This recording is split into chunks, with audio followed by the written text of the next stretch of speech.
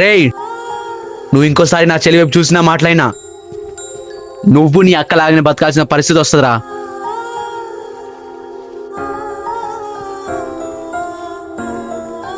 ఇలా మారడం నా తప్పే. అదే ఆ రోజు నేను చనిపోయి ఉంటే ఈ రోజు నీకు ఈ బాధ ఉండేది కాదు కదరా. ఇలా ఉండడం నీ తప్పు కాదక్క, నిన్ను ఇలా చూసే జనాల తప్పు. ఎవరెన్ని మాట్లాడుకున్నా సరే నువ్వే నా అక్కవి.